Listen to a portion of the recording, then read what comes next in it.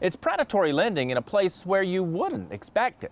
Instead of buying a new puppy, one dog owner wound up paying a much larger price for man's best friend. Brian Drysdale loves his Shih Tzu puppy, Gizmo. He came into his life after a heartbreaking situation. My girlfriend and I had a miscarriage. And we didn't really have time to process anything. They decided to get Gizmo from the pet store. Price tag just shy of $2,500. But they had little signs everywhere that said they had financing. Brian applied and was approved in store, electronically, and left with Gizmo. But he got a surprise when the first payment was due. And then that's when I noticed that it was a lease, basically. Brian was leasing Gizmo like a new car, or as the contract describes Gizmo, the product. The lease company could even repossess his puppy if he didn't pay.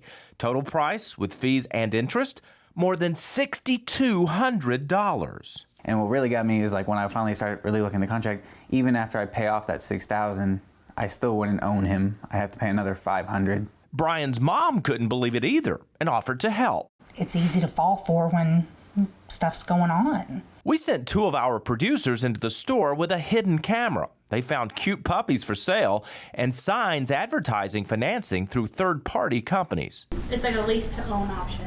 What does that mean? So pretty much you'll be paying monthly on the puppy until it's completely paid off. That employee doesn't mention you might pay double what the puppy is actually worth, or that you don't own the puppy until you pay the lease and a separate fee.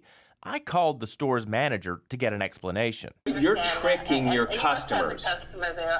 You're tricking your customers into believing that they are financing the puppy. We have the evidence. These people want something for nothing, and I'm just telling them how they can get their puppy at very minimal pricing. It turns out the store owner didn't know much about the leases her customers were signing, the same lease that calls a living animal a product. The price that they were told they were going to be paying for the puppy was $2,499.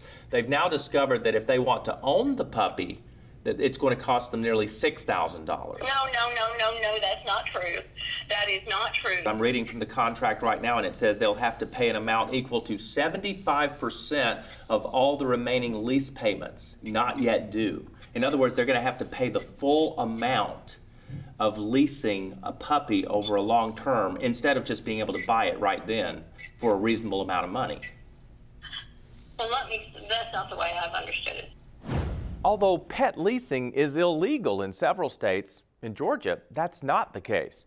But after that phone call, the pet store owner did agree to help Brian get out of his lease, allowing him to pay his remaining balance in cash. The owner also put up additional signage in her store clearly stating the terms of their lease offerings.